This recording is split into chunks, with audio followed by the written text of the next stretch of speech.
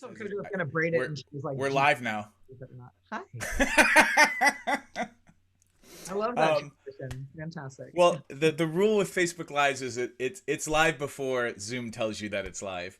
Oh, good, Um, good Hello job. everyone, it's Reed Mahalko from readaboutsex.com, and I have the honor and great privilege of Angel Adeyoha, who's a friend of mine and a colleague, saying yes to an invitation to talk about something that has become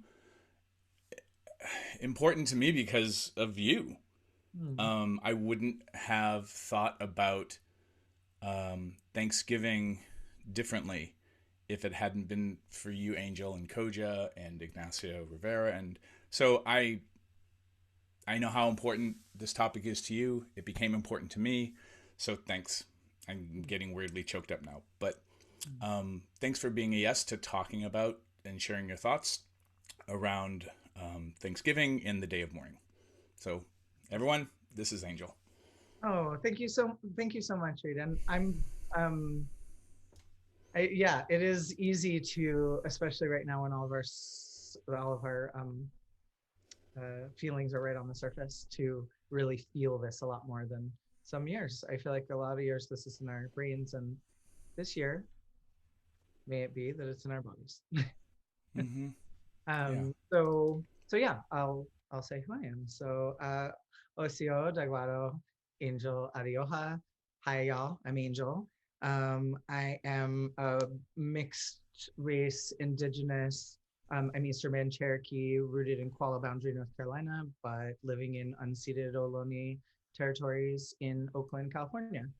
Um, Thanksgiving and the intersection of that with Day of Mourning and the history of what this day has held has been as Reed says, it's important to me, and I think that almost like it's a pet cause, it's a pet peeve. It is a thing that kind of has been sticking in my craw for very many years, several decades, and I have been writing and thinking and talking about this subject as a way to understand it better myself, as a way to root my actions in community, and as a way to teach folks who are ready to learn something different than the propaganda they've been given probably since birth in this country.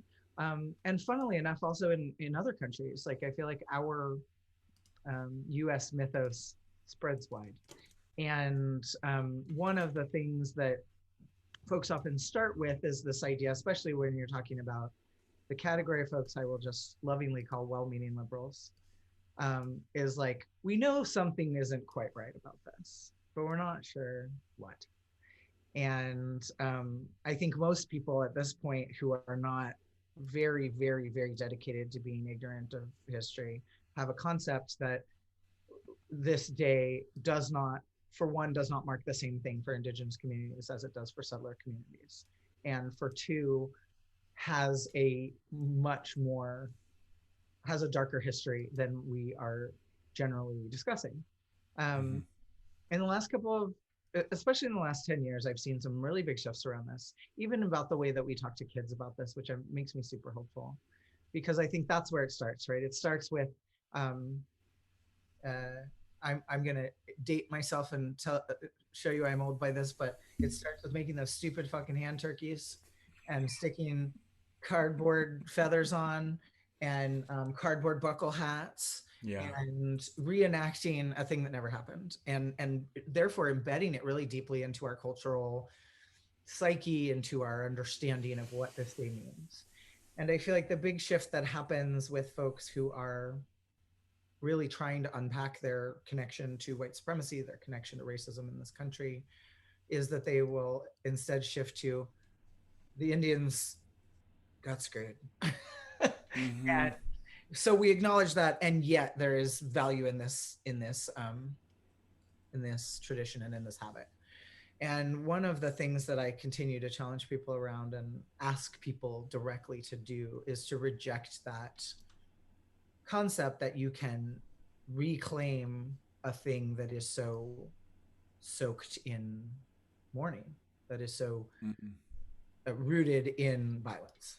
And instead, I really welcome people into practice and a tradition and an experience of sitting with that reality with your Indigenous community, whether it is at this point all virtual, Mm-hmm. or whether it is in some of the protests around the country. There, the largest one is in New England. The second largest one is, I mean, they might be about equal these days, as on Alcatraz, which was occupied by AIM in the 70s. And so there's all this rootedness in resistance, also around how Day of Mourning became an observation. Um, the idea of shifting from celebration to mourning is something that I've really, like, if you read the writing that Rita's going to link to, that I've really grappled with the ways to talk about it. And one of the things that comes up again and again that I wanted to make sure and mention here today is that people say, well, when someone dies, we also celebrate. We do have feasts at funerals and wakes. And the thing that I want folks to recognize is that at a funeral, you are celebrating someone's life as well as their death. Mm-hmm. And in commemorating a massacre, that's not what's going down. And I Yeah. think that the thing that I ask people to sit with is the immense capability that we all humanly hold for harm, and the ways that that echoes down to our lives today. And and a lot of people then have a array of questions. Koja, who you mentioned at the beginning, is putting together a bingo card for excuses for why I still celebrate Thanksgiving. It's gonna be a good one. Look for that shit on your social media tomorrow if she's up to it. Um, but one of the most common ones is, we should take any excuse to be grateful. And I think that it requires more nuance, and it does ask more of us to recognize that um, there has to be, in the model of truth and reconciliation, there cannot be reconciliation without truth. There has to be justice before there can be peace with something. And Mm-hmm. recognizing that that has been steadily and consistently withheld over the last 500 years, and certainly the last 400 years since we've been commemorating what we are supposedly commemorating as a country, is the landing at Plymouth Rock, which this is the 400th year.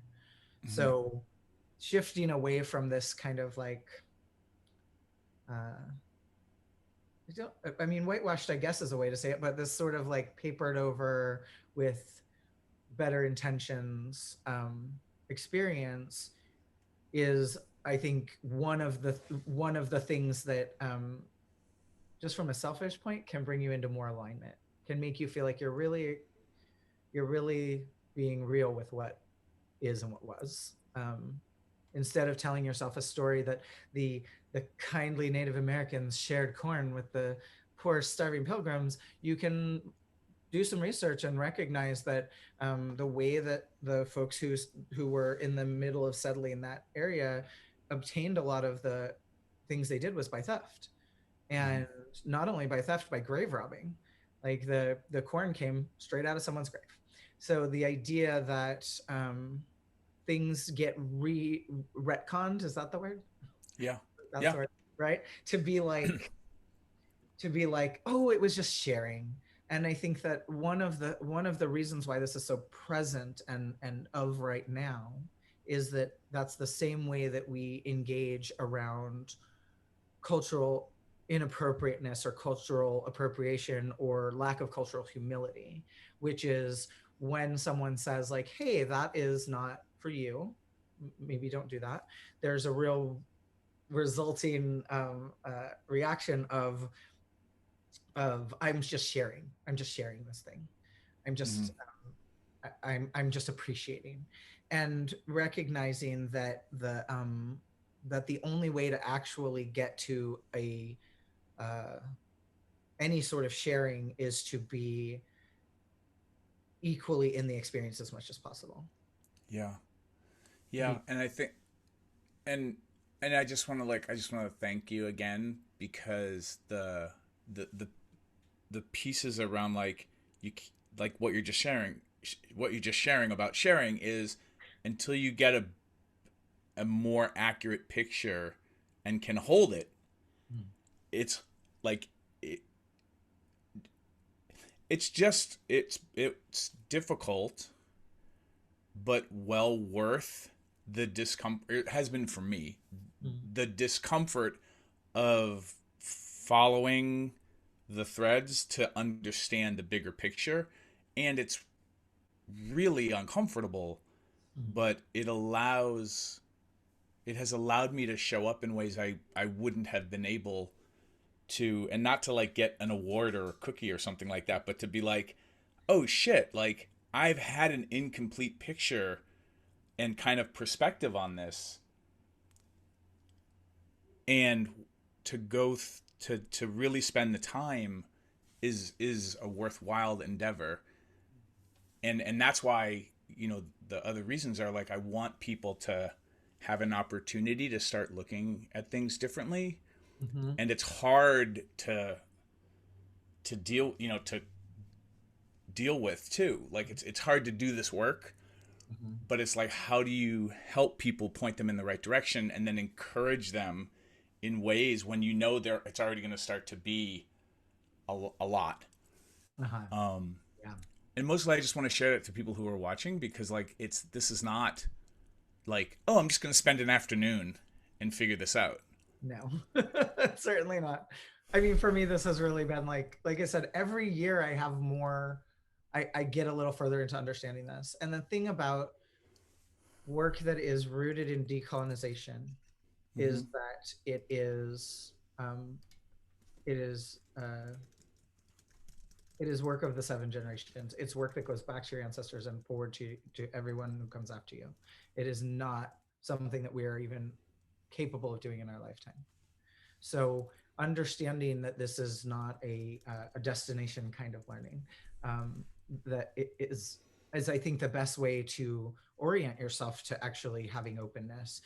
I think that one of the things that helps when talking to folks who don't have a lot of rooting in like Indigenous solidarity is, especially when I think about your specific audience, is that this is very tied into concepts of consent.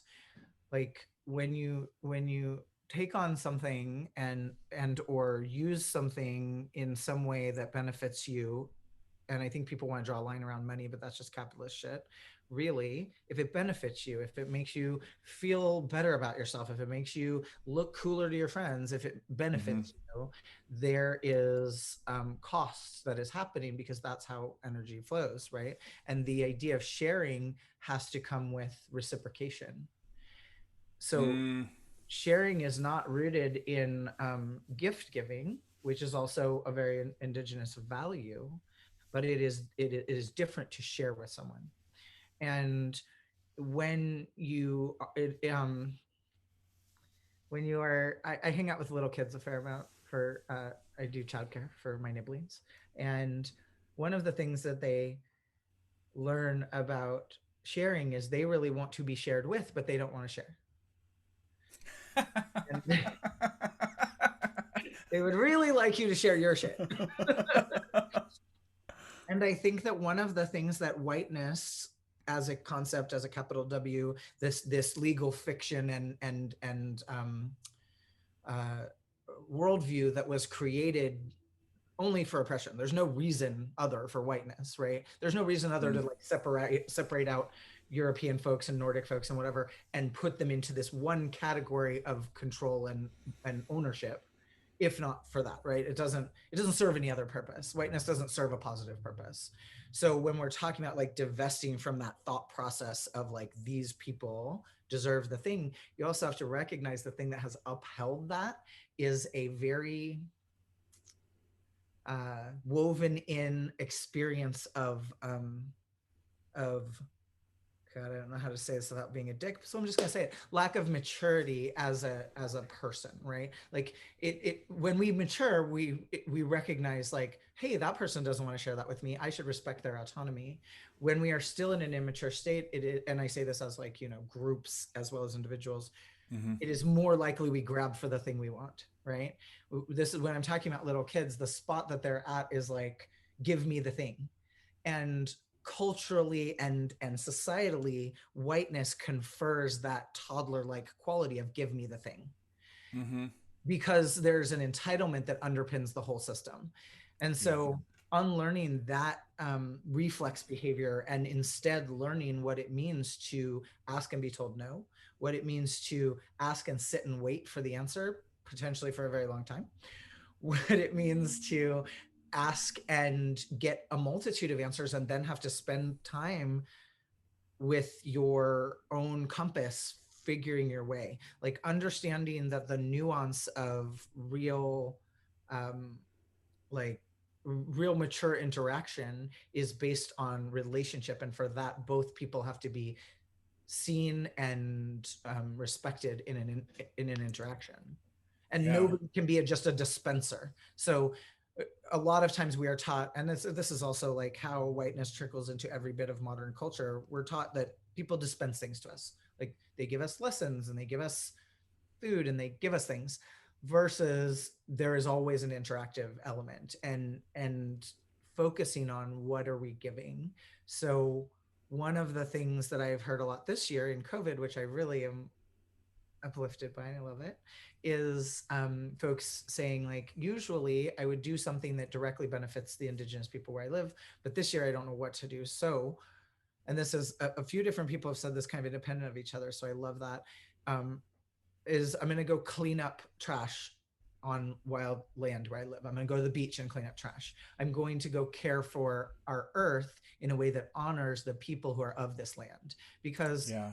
it's about shifting that perspective away from who owns the land, because in our concept, nobody can possibly own the land, is and to who is of a space and who belongs to that space. And the only way you belong anywhere is by caring for that space.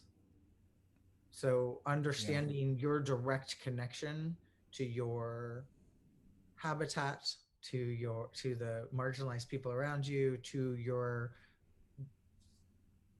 overall system is part of honoring that concept, part of honoring the idea that we can step closer towards a world where sharing would even be possible. Mm-hmm. Yeah, that's why that's helpful for me. Like how it lands on me is, I think also an impulse I have is I can't take action until I understand everything, Yeah, right? sure, Because I don't want to fuck up. Like I want to do it right. sure. And with what you're sharing, it's like the contribution and the caretaking. You can take action and be a part of things while you're continuing to learn, Yes, please. which kind of also keeps things moving Mm-hmm. in a way, because I will often get kind of frozen Mm-hmm. trying to learn everything, and Yes. then effectively I'm basically in I'm not active, like I'm inactive, and it's inaction And that where there's no frozenness movement. is very intentional as a prop to hold up these systems, Yeah. because the less action you take, the better it is for the system. Mm-hmm. So the idea that any, and I won't go as far as to say any action is good action, but what I will say is that inaction is also an action, and it is an Mm-hmm. action that always supports the status quo. So if you take an action and it doesn't pan out or it doesn't land or you fuck it up, you are still in motion, and then your Mm-hmm. next action has more potential. So the idea that, like, you, I mean, you know what a fan I am of the idea that of like the root of teaching better relationship as a whole is teaching how to fuck up and own it and do better, and fuck up and own it and do better, and understanding that we are programmed every day of our lives, literally every single conscious day, to not ever do that. So this, it is Sisyphean, there is an uphill battle feel to it, but there's also such an intense sense, and I think you could probably attest to this, of relief in understanding that, um,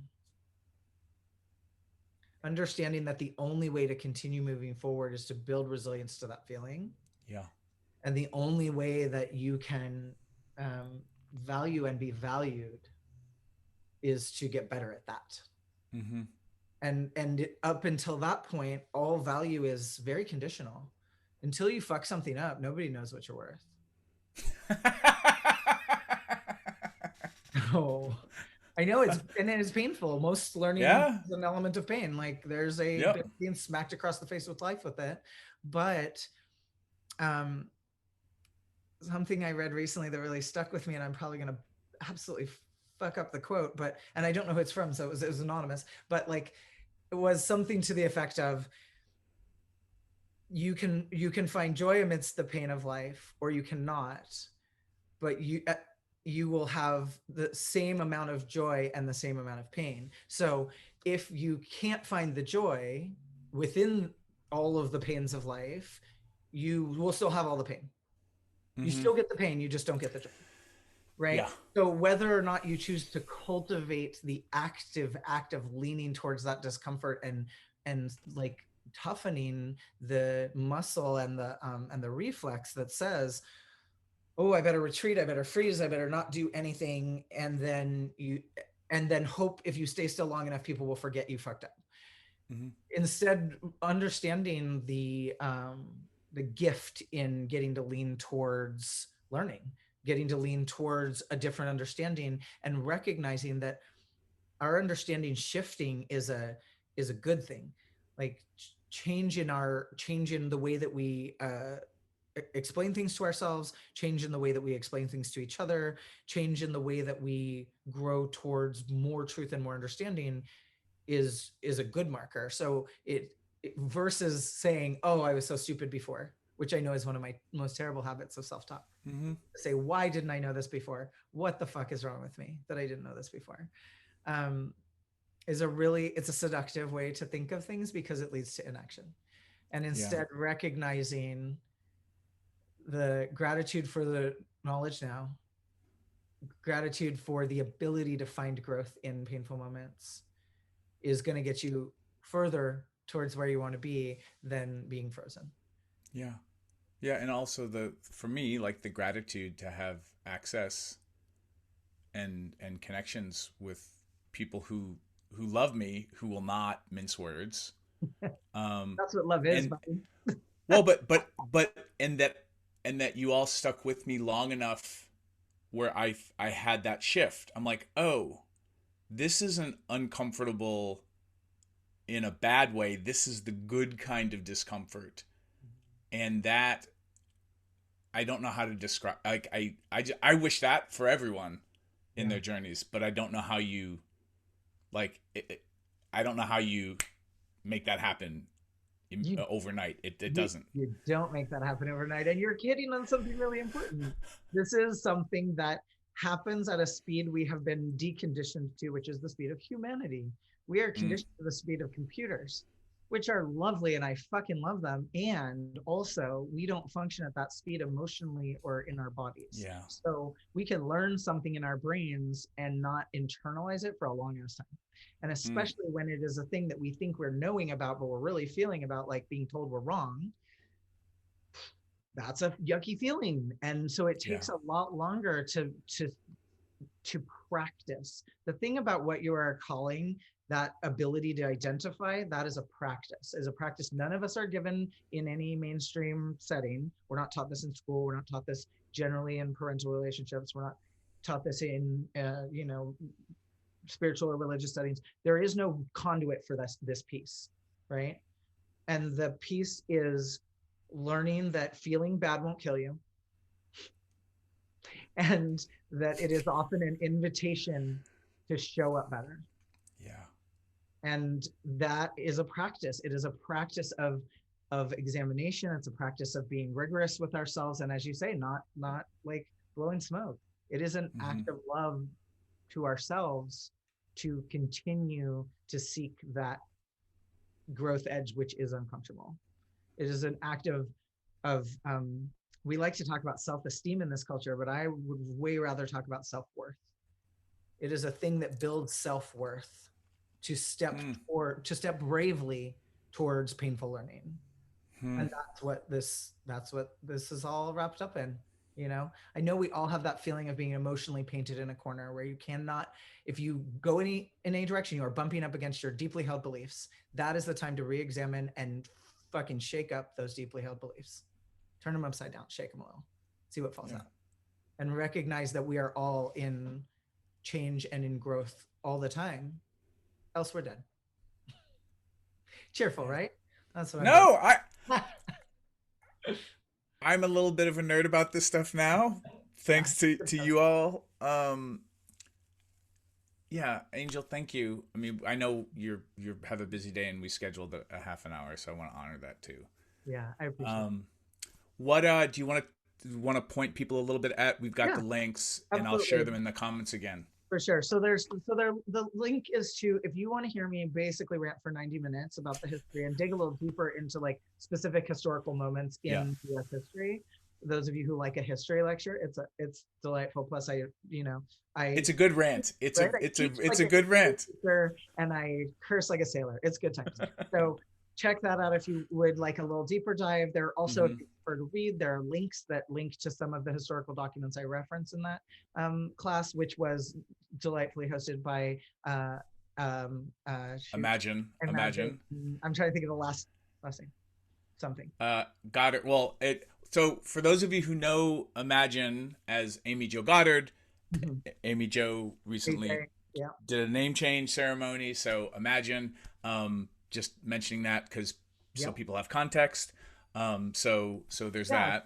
so they reached out and booked me to do that class, which I love when people ask me to teach about difficult shit because it's such an invitation into ranting, as you say, which nobody generally asks for. So it's great that that is also kind of archived. Folks can refer back to it. You can take it in pieces if it's too long. Hmm.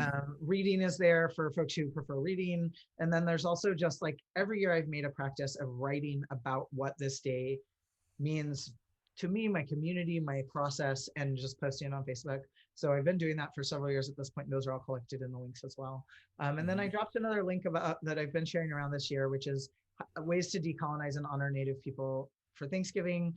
I think that a lot of folks are still in the space where they are finding they have just been alerted to the fact that maybe shouldn't be celebratory, or they are not yet able to step away from that, but they're feeling pinches and twinges. So it's a good place to start. One of the things that I want people to recognize very strongly is that settlers cannot decolonize in the same way that people who are colonized can. So decolonizing is a process of removing the colonizing impulse from the interaction, and that's coming from the folks who settled the land. So it is important to lean heavy on the how do you honor the people of the land you stand on versus how do you work on decolonization, because that's really advanced shit, to be honest. Hmm.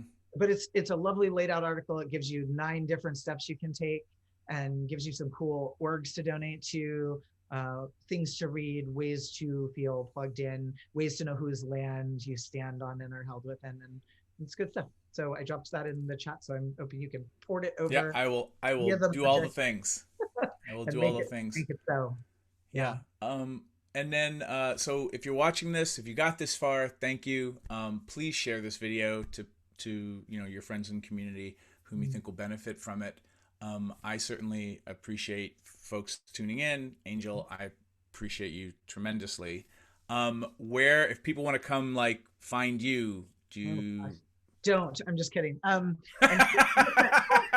taking December off as a sabbatical for the first time in my working life, which is Yay! very, very exciting. But if you want to hit me up in January, my website, we'll drop it somewhere, is integratetheveil.com.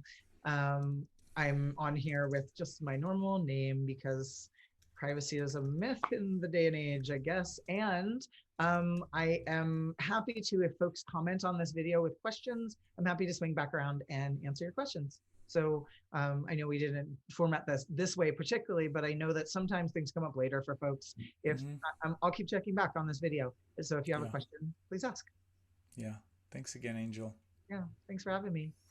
Nice to see your face. As Mm. always, and yours too.